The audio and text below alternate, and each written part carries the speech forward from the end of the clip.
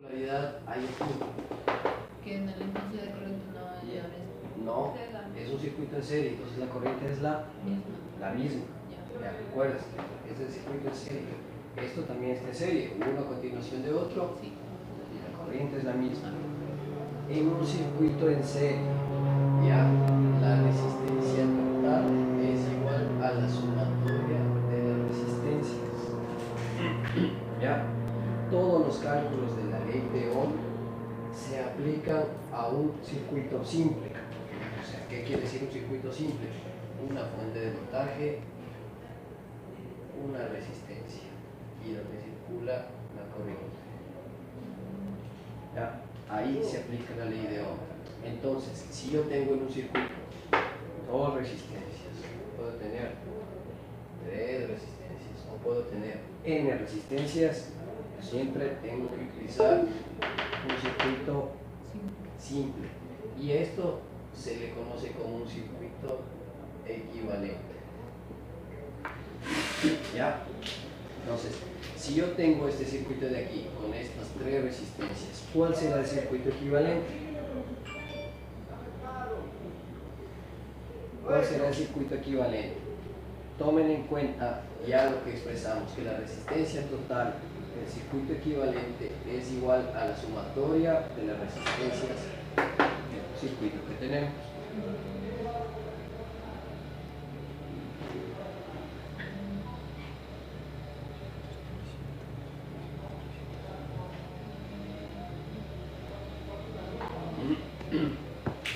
¿Cuál será la resistencia total de ese circuito? ¿Cuál será el circuito equivalente de este circuito?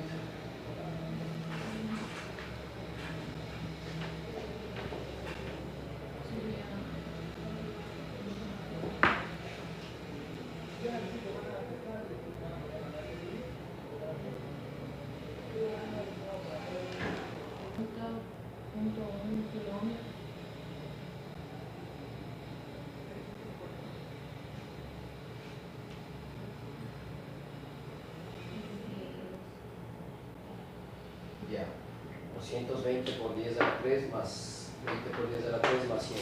¿Cuánto sale? ¿Cuánto? 340 ¿qué?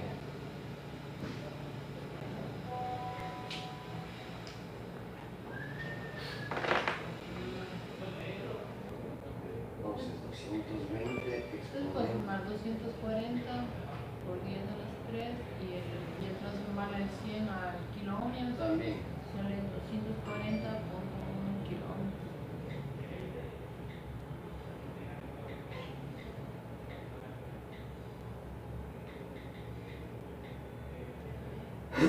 Sale 240.100. Ya. Sale 240.100 ohmios. O lo mismo que 240,1 kilo ohm. Entonces, este circuito de acá se transforma en este circuito equivalente, en donde la resistencia va a ser de 240,1 kilo ohm. Entonces ahora quiero que calculen en este circuito equivalente cuál es la intensidad de corriente que circula por este circuito. Aquí está la fuente de voltaje, ¿no? 2.08 por 10 a la menos 5 amperios. No, no sale 2.8 por 2.08 por 10 a la menos 4. 2.08 por 10 a la menos 4.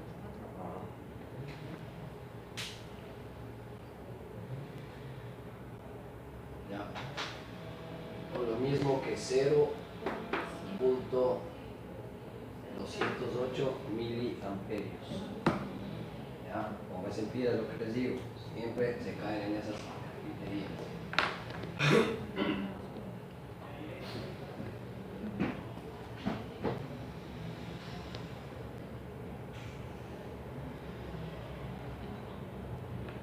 Ahora hemos definido nosotros en la ley de Ohm la resistencia total, ¿no es cierto?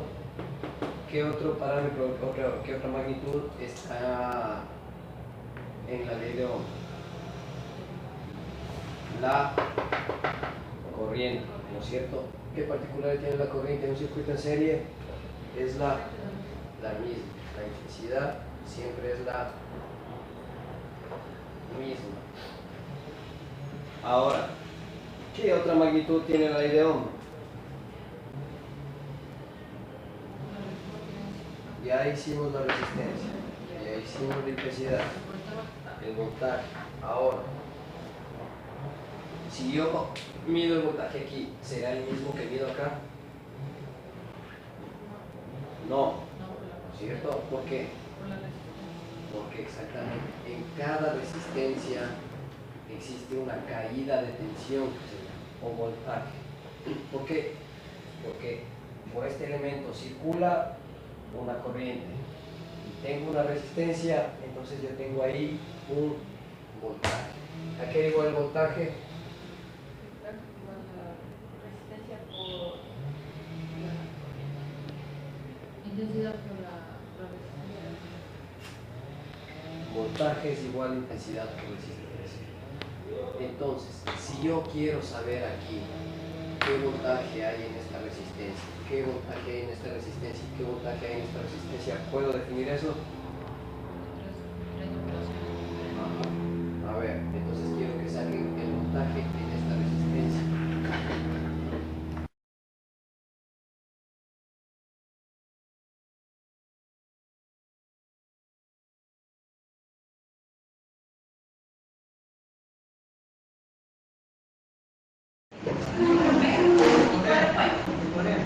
De Corea, ¿verdad? A ustedes no se les va a responder así.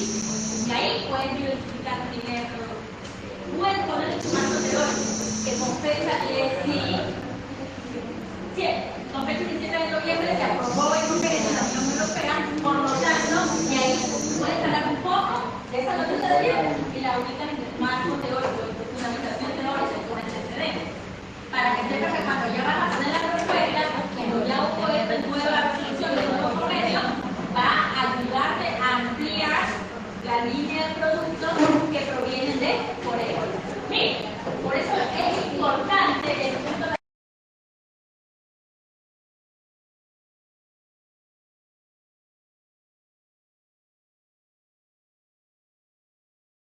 no le quita que usted la haga de manera ambiciosa, la haga de manera convincente, la haga de manera realista. Entonces, ¿cómo que, de qué forma la vida usted aparte lo que ve?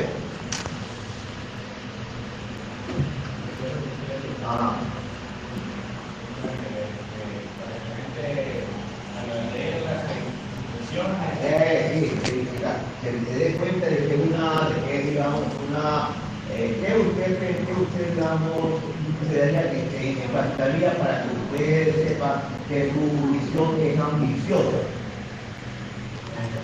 Queremos llegar a Exacto. Ya. Bien. El número 3, desea definir en un horizonte de tiempo que permita los cambios, que más o menos, qué es lo que más o menos yo debería escribir ahí.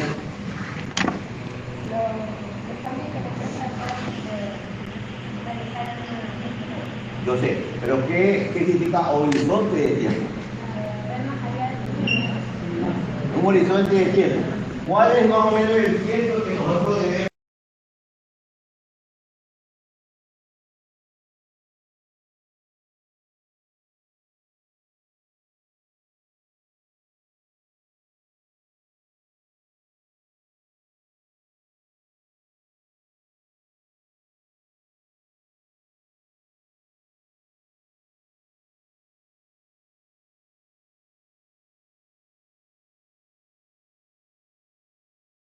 Parcela y está ocupada los hijos, está ocupada la mamá, pero solamente tenemos una persona que económicamente puede producir, ¿sí? La población económicamente. ¿Cómo nos puede afectar sacar la parte ambiental.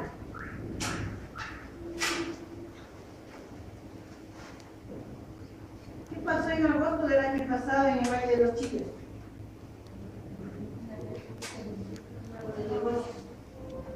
Y Cotopaxi. Recuerden que empezó a bajar un montón los negocios y empezaron a vender full las casas de una parte centralizada, casi regaladas, ¿no es cierto? Entonces realmente la parte ambiental también nos afecta. Entonces nosotros, ¿cómo vamos a ver con esa visión para nuestro análisis FODA, para nuestro proyecto?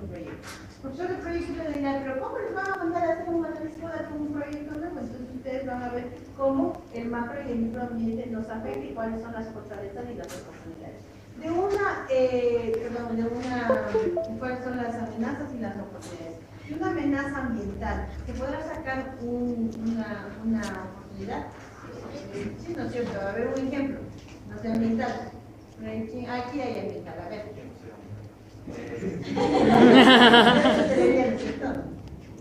No, ¿de qué?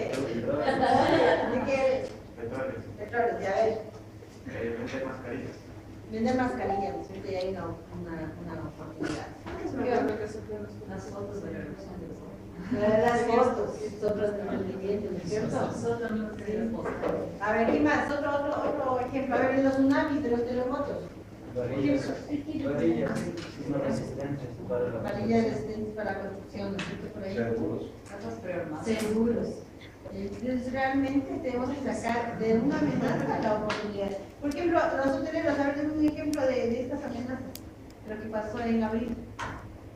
¿Cómo puedo vender yo más? Estoy ubicada en Cochimías. En Cochimías no le hacemos. Pedernales, estoy ubicada en Pedernales. Yo tengo y en San Jacinto, qué pena, San Jacinto, que si Dios lo quiere, volveremos a funcionar. ¿Cómo puedo yo vender más? ¿Cómo quiero captar más? A ver. Mira, los hoteleros, a ver. ¿Cómo vendería yo más en mi restaurante o mi hotel? Promocionando. ¿Sí? Promocionando, pero a través de seguridad, dándole seguridad. Ven y bueno, siéntete seguro, porque siéntete seguro con nuestros planes de contingencia o celular. Estoy en un restaurante y le aumento la decoración, no sé, yo vi eso en Varadero, había un restaurante que ya casi saliendo de Varadero. Adoptemos eso, creo que para la persona que tiene aquí le dice que no estábamos diciendo eso. Sí, está.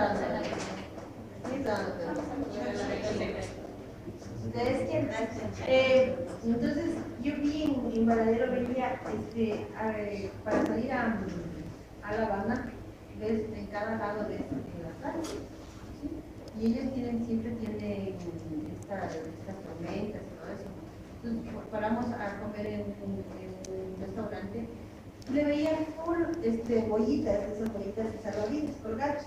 Entonces cuando le preguntamos y después ya pusimos atención en lo que decía en las cartas, lo que decía en la decía, siéntete seguro, aquí estamos preocupados porque entonces tú tenías que no solamente era decoración, sino que también tenías la seguridad. Había una tormenta que cogías tu boya o tu salvavidas y salías. ¿Sí? Entonces realmente psicológicamente le estás dando seguridad. ¿Sí? Entonces ustedes también, por ejemplo, en hotelería pueden vender así. Ustedes saben que más se vende por publicidad, ¿sí? Por publicidad y por imagen. Es muy diferente a los emprendimientos. ¿Sí? Entonces, nosotros en la parte ambiental también podemos estar afectados. ¿Sí? Esto sería en la parte grande. ¿Ya? Y la parte chiquita, ¿cómo nos afectaría? Vamos a estar ubicados en la zona. ¿Sí? ¿Qué nos afectaría de esos aspectos? A ver quién se gana me da un ejemplo que nos afectaría o que nos ayudaría. En un emprendimiento estoy en la zona. ¿Sí? Ya. La parte macro, la parte país, la parte ambiental, de todo eso es tu macro entorno. Ya, tu microentorno es tu 5 kilómetros alrededor. ¿Sí? Tu parroquia. tu cantón, eso es tu microentorno. ¿Sí? Entonces, acuérdense cuando ustedes leen las tesis, dice plan de negocios para una pizzería ubicada en el barrio Chiquijapa, Cantón Quito, provincia Pichincha, Guión Ecuador. ¿Sí? Y tienes que ponerlo porque tienes que ubicarlo en el tiempo y en el espacio. Muchas veces dice para el año 2016, tiempo y espacio. Entonces, te vas de lo pequeño a lo grande o puedes en el tema, ¿sí? O ya en otro plano de lo grande a lo pequeño. Entonces, tú tienes que ubicar. ¿Cómo te afectaría estos aspectos ya en tu microentorno? Ya estás ubicado, ya dijiste yo voy a poner mi emprendimiento, voy a poner en la zona. ¿Qué nomás te afecta? Ya la competencia, La inseguridad. Igual la economía del país. la economía, porque por ejemplo, estamos ubicados aquí en Quito y en Ambato, Cuenca o Guayaquil. ¿Sí? ¿Dónde hay más poder adquisitivo? En Guayaquil y en Cuenca. ¿Sí? En Cuenca nosotros tenemos, dicen que es el destino, es la ciudad de los jubilados americanos y europeos. Entonces ahí hay mucho dinero. ¿Sí? Entonces realmente también nos afecta. ¿Sí? Pues competencia y el aspecto económico. La parte geográfica. ¿Sí? Ubicación geográfica. Topográfica también podría ser social en cuanto a nivel de delincuencia y de seguridad. ¿Sí?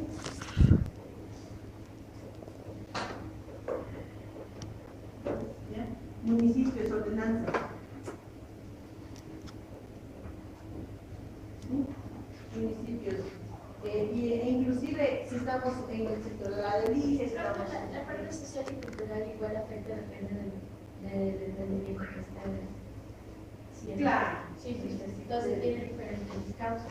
Sí, diferentes causas, diferentes efectos y inclusive diferentes subefectos, porque yo puedo tener una causa y varios efectos de más abajo. ¿Sí? Entonces realmente todo esto te afecta en lo que son estas dos delitos. ¿Sí? Estas dos delitos. Y ustedes tienen que hacer un análisis del macro y microambiente para después si llegar a hacer una materia de cosas. ¿Sí? Entonces eso dejo para después de las citas de listo que trae el macro y el microambiente. ¿Sí? Hace 4 días seguro que leí el comercio ya. Le dieron. Antes decía, pero ahora ya seguro que leí el feriado estaba de.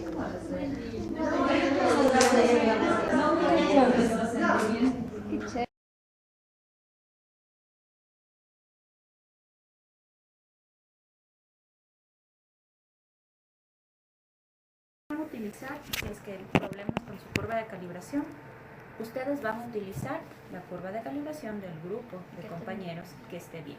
Es decir, que su R cuadrado esté correcto. Si es que en su curva de calibración hay 3 puntos que están bien, podemos hacer la curva de calibración con los 3 puntos y eliminar 2 o eliminar 1. Lo importante es que el valor de R cuadrado no sea menor a 0.9. O sea, si ya es 0.8, utilizamos de otros compañeros. Utilizamos, por lo tanto, la curva de calibración de otros compañeros con la ecuación de la curva que corresponde, de la curva que está bien hecha, y también nos fijamos en el R cuadrado. Ustedes hicieron diferentes diluciones para poder, de su muestra problema, que en este caso era el huevo, ¿sí? Para poder determinar la concentración de proteínas del huevo en total. Entonces ustedes hicieron algunas diluciones. Nosotros vamos a tomar en cuenta solo aquellas diluciones que den un resultado de absorbancia que esté dentro del rango de la curva de calibración. Es decir, si mi curva de calibración tiene un valor de absorbancia que empieza en 0.2 y el máximo valor de la curva de calibración es un valor de 0.9, yo debo escoger la dilución de mi muestra problema que esté entre la absorbancia, que esté entre 0.2 a 0.9. ¿Sí? Por eso es que hicimos 4 o 5 diluciones. para ver cuál de ellas estaba dentro de la curva de calibración. Puede ser que 2 de sus diluciones, o 3, o 4, o 1 estén dentro de la curva. Si es el caso de que una sola dilución esté dentro de la curva, no hay ningún problema. Esa absorbancia reemplazo en despejo X de la ecuación de la línea recta y despejo X y reemplazo en Y la absorbancia de mi muestra problema. ¿Sí? Despejo X y reemplazo la Y de absorbancia. Para obtener mi concentración, recuerden siempre despejar X, reemplazar mi valor de absorbancia en Y multiplicar por el factor de dilución. Es decir, por cuánto yo diluí mi muestra. Si ustedes utilizaron el valor de dilución 1,500, multiplican ese valor por 500, por 1000, por 250, por 150. No sé qué dilución es la que ustedes estarían utilizando. Pero solo el valor de Y, el que multiplicamos o todo. Todo. Al final, primero resuelven la ecuación. Ya. Una vez que resuelven la ecuación, tienen ustedes un valor y a ese valor le multiplican por el factor de dilución. Y ahí van a tener ustedes la concentración en miligramos por mililitro. ¿Sí? Miligramos por mililitro. Entonces, si es que 2, 3 o 4 valores están dentro de la curva de calibración, es decir, la absorbancia está dentro de ese rango, sin multiplicar todavía por el factor de dilución, no estoy hablando solo de los datos de absorbancia. Si es que fuera ese el caso, al reemplazar y al multiplicar por mi factor de dilución esas 3 o 4 o 2 absorbancias, debería darnos la misma concentración.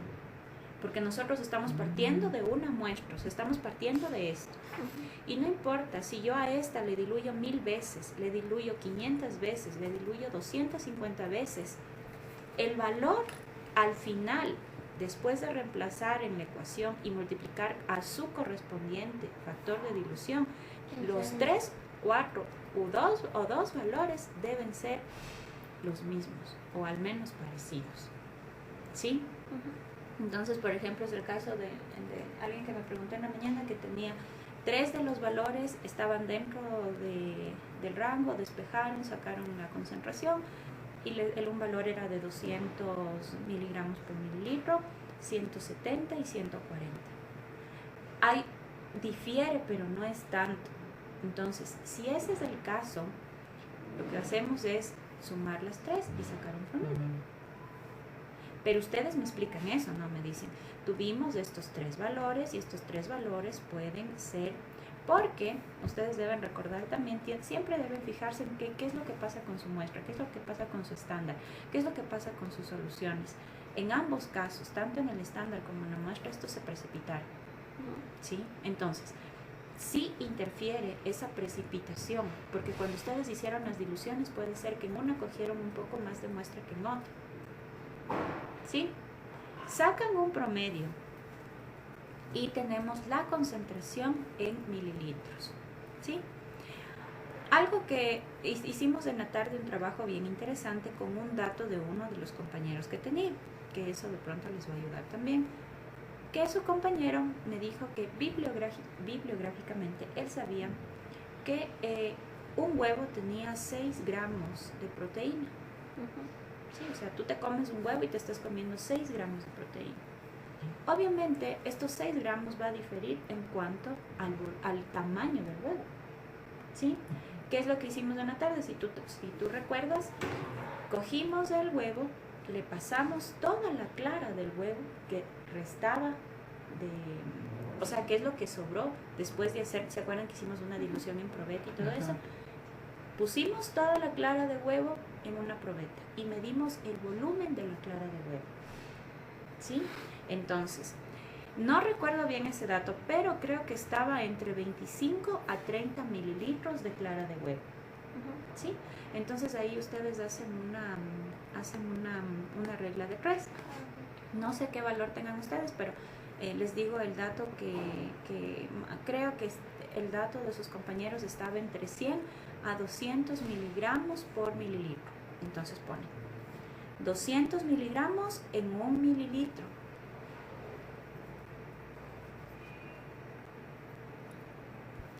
En 30 mililitros, ¿cuántos miligramos voy a tener de proteína? Entonces, el valor que salió era como algo como 5.8, 5.7 gramos. O sea, 5.700 miligramos, que corresponde a 5.7 gramos. ¿Sí? Entonces, sin tomar en cuenta que ustedes saben, bueno, yo me imagino que todos han hecho algo con un huevo en la cocina, y cuando solo sacamos las claras, ustedes saben perfectamente que la clara no se recupera completamente, se queda mucho de la clara en la yema e incluso en la cáscara. Entonces el volumen total que recuperamos no fue el total, o sea, intentamos sacar todo. Ya les digo que fue entre 25 a 30, no recuerdo bien el dato, pero el dato que nos dio era de 5.7 más o menos gramos por el huevo que nosotros utilizamos. Obviamente, eso también nos da, si tenemos huevos más pequeños, el volumen va a ser menor y por lo tanto la carga proteica va a ser menor. ¿Sí? Entonces, yo les comento esto porque me pareció muy interesante el aporte de su compañero en la clase y que nos lleva a algo más real. O sea, ustedes ahora cuando vayan a comer un huevo van a saber, van a decir, ay, me estoy comiendo más o menos unos 6 gramos o 5 gramos de proteína. ¿Cómo hacen su discusión, por lo tanto? Ustedes averiguan si es que ese dato es real, el dato que su compañero nos proporcionó. Entonces, ¿qué van a ver? ¿Cuánto de proteína tiene un huevo? Ya les digo que eso va a depender del tamaño, pero un aproximado. Y ustedes van a decir, con el cálculo que nosotros hemos hecho, estamos llegando a esa concentración. Porque les digo que en la tarde hicimos y llegamos. Ya no me igual hacemos nosotros. Sí, porque les va a ayudar a ustedes para la discusión, porque es más fácil que ustedes saquen cuánto de gramo hay en un huevo y que ustedes encuentren un dato bibliográfico que les va a decir, sí, hay de 5 a 6 y ustedes van a decir, según nuestros datos obtenidos en la práctica, obtuvimos 4.5, que se acerca a la concentración de proteínas que está registrado bibliográficamente. Y ustedes tendrán, obviamente, que hacer una investigación en cuanto a qué porcentaje de proteínas en peso total de un huevo hay, por ejemplo, si es que la clara está conformada en su mayoría por proteínas, que eso ya sabemos, pero debemos darle un soporte a nuestro trabajo que hemos hecho. Sí, entonces utilizamos el dato de los chicos que hicieron en la tarde.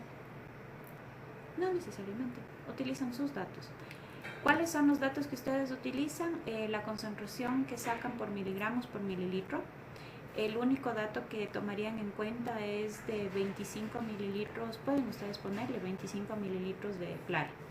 Entonces, si ustedes sacaron una concentración de 180 miligramos por mililitro, ponen 180 miligramos en un mililitro, en 25 mililitros, ¿cuánto? Y ese es el total en gramos de proteína. Que yo creo que eso les va a resultar más fácil, porque si ustedes no, va a ser un poco complicado que me discutan un resultado de 160 miligramos por mililitro. Eso me van a decir, obtuvimos una concentración de 160 gramos por mililitro. ¿Y cómo me discuten eso? O sea, ¿a dónde llegamos? Bueno, pero nos ha hecho también que hablemos un poco, o sea, eso no creo que nos dijo en el marco teórico, también la discusión acerca del rango de absorbancia de las proteínas que absorbían un cierto, o sea, que por qué usábamos ese rango de luz. No recuerdo haber dicho eso, más bien debe estar en la parte de introducción un poco del principio de la técnica, ¿no? O sea, del espectrofotometría. Entonces, y bueno, obviamente poner que se utiliza para determinación de proteínas, se utiliza una longitud de onda de 280 nanómetros. Y bueno, sí pueden averiguar por qué no, que es por cada grupo funcional o molécula que tenga que reacciona a esta, o sea, que tiene la capacidad de absorber la luz a esta longitud de onda. Ya. Y queríamos ver si tal vez podríamos tener la copia de la práctica. Ya está, en el Dropbox. Ya, chévere. Profe, entonces, la primera parte discutimos cuál fue la observancia de nuestro experimento. Y la segunda vendría a ser la concentración que encontramos. Ya. Ya. Gracias, profe. De nada. Yo estoy confundida aquí. Yo me acuerdo que en la curva de nuestra muestra nos dijo que utilizamos estos dos valores y que descartemos esto, pero no me acuerdo por qué son muy bajos. Ya. A ver, no, esta no es la curva. La curva es esta. Ajá.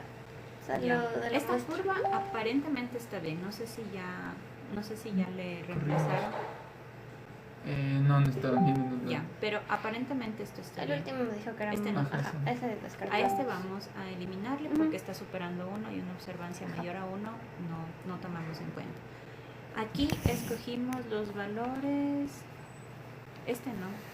Sí, verdad, son muy chiquitos. Serían Este los de no. abajo.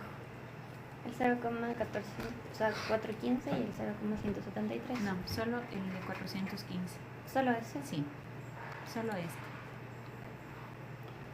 ¿Por qué? Aquí debemos fijarnos, justo es lo que les decía. Ujú. Nosotros debemos tomar en cuenta el valor máximo y mínimo de nuestra curva de calibración, la absorbancia, ¿no? Entonces, en este caso, el valor mínimo es 0.218 y la observancia máxima es 860. Ujú. ¿Por qué hacemos tantas diluciones? Porque debemos ver cuál de ellas, primero, no supere a 1. Por lo tanto, esta desechamos porque es de 2. Ujú.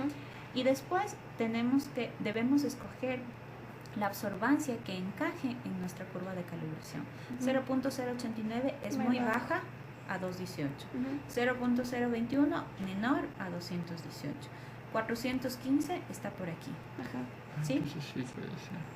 0.173 sigue siendo muy baja para esto.